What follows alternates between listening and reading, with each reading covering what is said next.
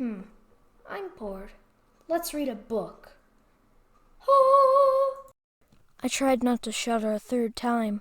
Justin looked about my father's age. Had he been alive 2 centuries earlier? You helped to bring it down? It was a wild shot, but everything seemed strange. 2 magicians created another sun, right above the city, so hot it melted everything like candle wax in a furnace. Justin straightened in the saddle, and I noticed that the arm sheaths had disappeared. We need to keep moving, since it will be late when we reach the main road. He shook his head to clear it. I should say that it is already late. How can it be late afternoon already? That's a property of Fairhaven. It used to be much worse. Justin lifted his canteen and slowly swallowed nearly all the contents. The brush and trees beside the narrow road were beginning to look more normal, with only traces of shiny whiteness in their stalks and trunks. But the way still looked deserted. Laris? Yes, you have a problem. A real problem. I sighed. Now all I needed was someone else to tell me that I had a problem, a real problem. But what was I to say to a magician? Yes? You did 2 things wrong and 1 thing right in Friven. You didn't listen closely enough and paid attention to that soul. I think it was Perdit's. And almost let him become real again. That would have raised every magician in Kandar against you both. Because Paradis would have taken your body and soul. Used your staff for defense. That was right. But then you burned your gloves off to grasp the staff. Why was that wrong? The gloves, I mean. Because you used destruction to enable preservation. That very nearly cost you your soul again, and might have if it had not been able to shield itself. Shield me? Justin did not answer immediately, but began chewing some travel bread, as if he were starving while he rode. Finally he swallowed and spoke again, his voice dimmed by the faint whistle of the wind and the clop-clop of the hooves. I didn't intend on staying in the second plane for near long, but since I was there, I decided to seal off most of the rest of the lost souls. Should have done that earlier, I suppose, but it's such work. Justin was sounding suspiciously like my relatives, not ever exactly answering anything while blaming me for my failures. On the other hand, I had felt that howler or demon grasping me, screaming mine. Besides, where had the day gone? We could not have lost 5 or 6 hours on less than a 12K trip along a straight road, narrow though it was. I sighed again, swinging in the saddle.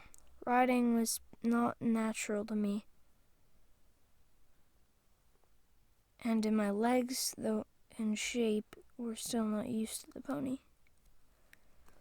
All right, once again, I seem to be missing something. Young Laris, answered Justin dryly. You also seem to have forgotten a few other things, such as letting me know that you are Magister born, that you carry a staff of a Magister, and that you have not chosen your path. My mouth must have dropped open. I could say nothing. Bannister born? Not having chosen a bath? The staff didn't surprise me. For some reason, Justin shook his head sadly. Once again, your origin burns through. But nowhere else do they send out their best, untrained and untested, to find their way in a world that either ignores them or tries to destroy them. Yes, destroy. You are far from Recluce, the beautiful, the isolated, the powerful. The island nation that has humbled every fleet sent against her, destroyed every challenge contemptuously, and refused to take any real responsibility outside her own boundaries. But no, it's not your fault. Not yet. And I suppose that is why I will help you, Laris. Then at least I will have someone to blame if Recluse continues to ignore the world. Not that poor Justin can do anything about it. Wait a moment, I protested. You've been around 2 centuries, and you let Antonin do all his fancy tricks, and you've never raised your staff, never said a word. Why not? How can you blame Recluse or me? So much potential and so much ignorance. Where shall I start? He eased Rose's foot closer to Gerlach. The road ahead seemed to merge into a much wider but heavily rutted highway. Is that the main road?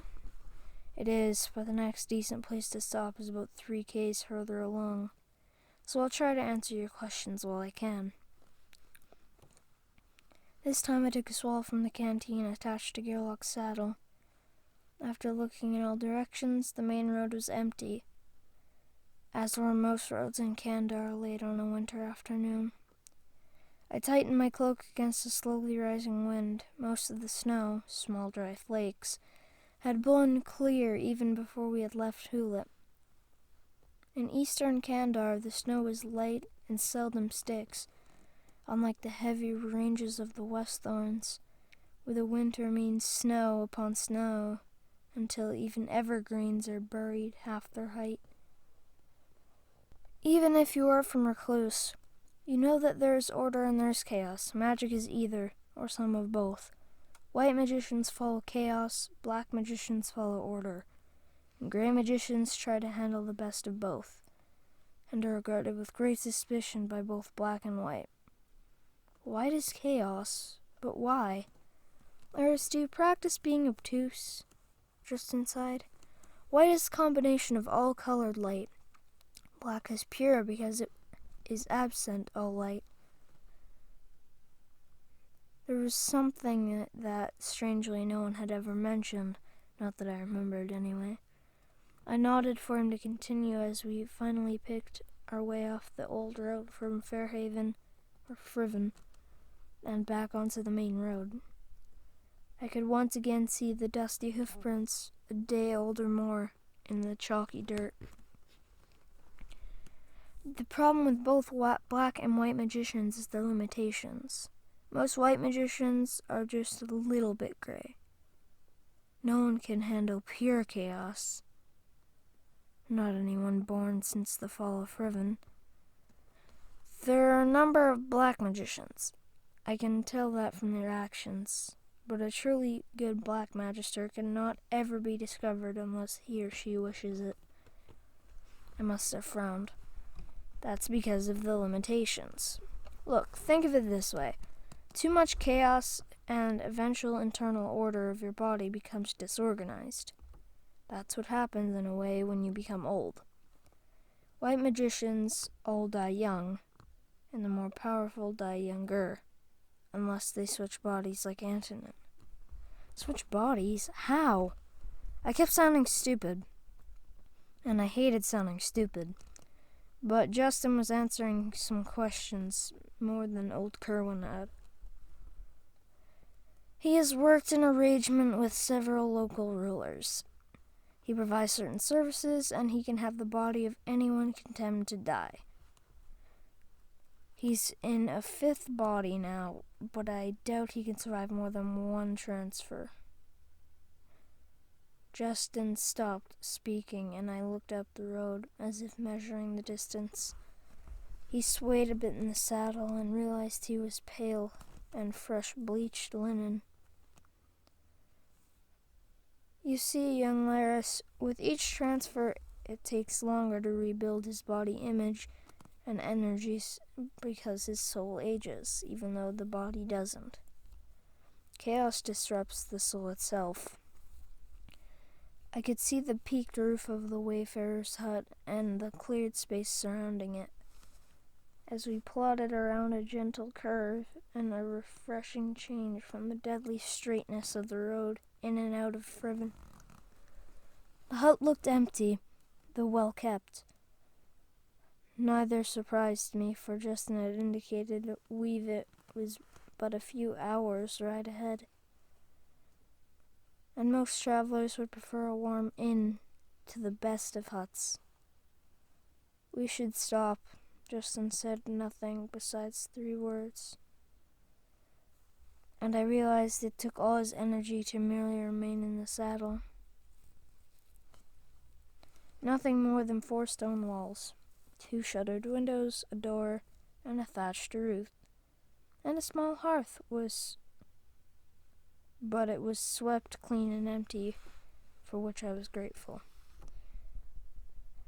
At the same time, I wondered why some poor soul had not tried to appropriate the place, since it was far more hospitable than the ramshackle, thatched, wattle and daub dwellings outside Hewlett, and presumably Weave It. Even though I half dismounted, half fell off Gerlach, the pony remained fast as I turned to look after Justin. The wizard in gray was gray all over. He said nothing as I helped him off Rosefoot and onto the stone bench outside the hut. With short gusts, the wind was picking up, swirling scattered pieces of dried and colorless straw around my boots, puffing dust and scattered snowflakes at Justin's face. I found a short axe in Justin's pack, poorly sharpened but adequate, and carved out some shavings to start the fire. There looked to be a small creek downhill from the hut, but Justin needed the fire more than he needed the water. The flint and axe steel were sufficient, but then I had never had trouble starting fires. There's some watches I unstrapped a small kettle from his saddle kit, going to the stream. He might as well have been asleep, for all that he looked at me. For some reason, I stopped and took my staff from the makeshift sheath on Gerlach. The pony tossed his head once and chuffed. His breath was like steam. I swung the kettle in my right hand and grasped my staff on the left, though the water almost within sight of the hut. As I scrambled down the path, worn down by years of usage, I felt watched. But then, one way or another, I'd been watched all day. Crack, thunk. A figure in rusted armor lay at my feet. Between me and the stream bank, the staff had moved in my hand, reacting before I had seen more than a flicker of movement. This time I studied the overhanging trees and the underbrush, but now there was a sense of emptiness. As I looked down at the figure, mist began to rise, slowly at first, then quickly, forming a small luminous whirlwind. The shaggy man who had been inside the armor was gone, and only the rusted metal links and a few plates remained. And they began to crumble in on themselves, and they too were gone. For somebody who hadn't been sure about magic, I was seeing a lot. Or I was losing my mind. I prefer to think that magic was real. Scooping up a kettle full of water, I hurried back to the hut. Justin had straightened himself up a little, but still sat in the chill outside, rather than the small but bright fire. I hung the kettle to hook over the fire. I took Gerlach's reins and stood there, wondering whether I should unsaddle him and let him browse or tie him near the hut. Finally, I began to unsaddle him, lugging the pack and saddlebags into the hut. I undipped the reins, but left the halter part of the hackamore in place. Rosefoot whinnied gently as if to ask for the same treatment. I obliged her as well. By the time I finished, Justin had dragged himself into the hut and onto a single rude bench inside. "Any tea? Bring me the reddest pouch." "This one?" He nodded, and I handed the pouch, more like a small bag, to him. "Here, 2 pinches in the kettle." Using a wadded corner of the horse blanket, I levered up the lid of the kettle and eased the black stuff inside. It didn't look like tea, but within minutes the hut began to smell like sent-out tea. I rummaged around till I found 2 tin cups and poured from the kettle. Then I looked outside again, but both horses were well within sight, and a patch of grass sheltered by greaseberry bushes. By now it was almost dark. The horses, they'll be all right now. Now? Justin sipped the tea from his cup. His smile seemed lopsided. The blow you landed on the War Mage echoed enough to warn off all but the strongest white creations. War Mage? White creations? I shook my head. Again, I was sounding stupid.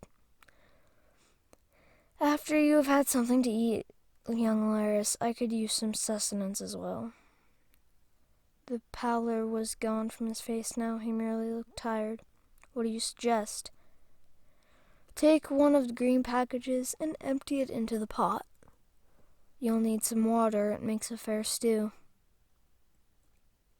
After another trip to the stream, some time heating the water, and some time waiting for the gooey mist to cool, I was surprised to find it tasted like a stew, and not a bad one.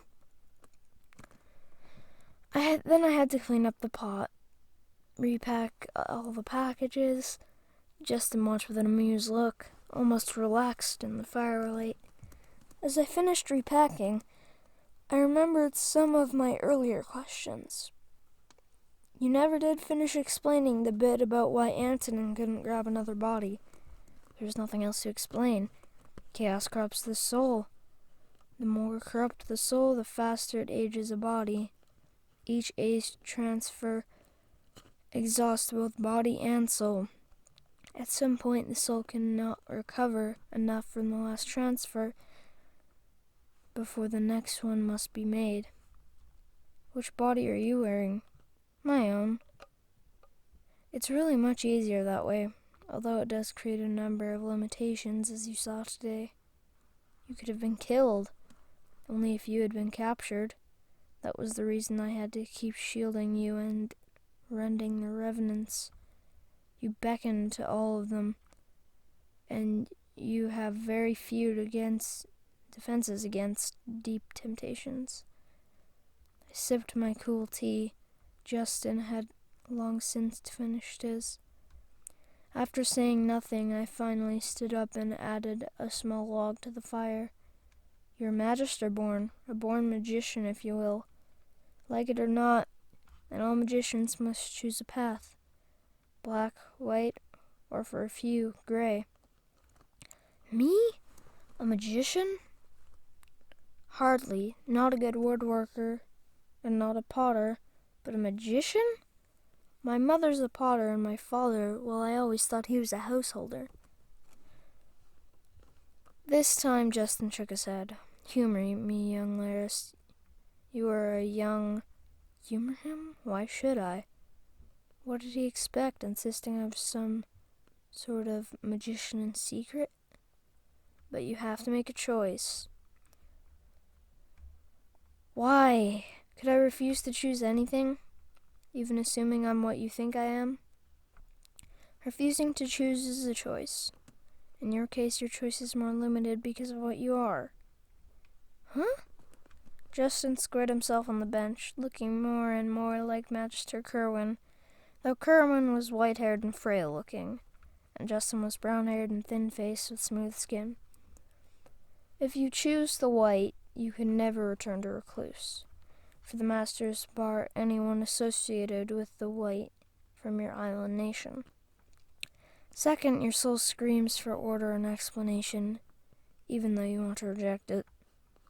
And your desire for order will keep you from mastering more than the simplest chaos manipulations.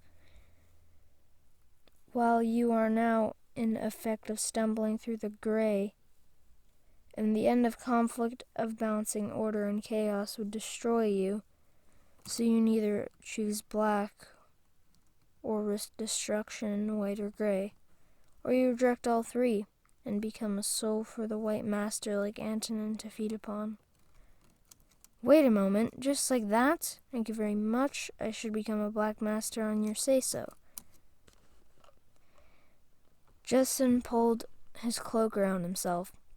No, you can do whatever you please. You're not my apprentice, only my traveling companion. Doing the wrong thing will kill you, but then doing the wrong thing will kill anyone, sooner or later. You just have to decide earlier. You can decide I am totally wrong. You can walk out of here tonight, and I will understand. If you wish to travel with me, you must decide on something. Because, undecided, you're a target for every free spirit and every Chaos Master in Eastern Kandar. Where were they before? That was before you used the staff. Justin rolled over and was asleep before I could find an answer. If there was an answer, I looked at the fire for a long time. Then I checked the horses, then the fire again. Finally, I pulled my own cloak about me, determined that I could not sleep. Once again, I was wrong. Thanks for watching. If you enjoyed this, please like, comment, and subscribe, and turn on notifications so you never miss out on any of these videos. See y'all in the next one. Goodbye!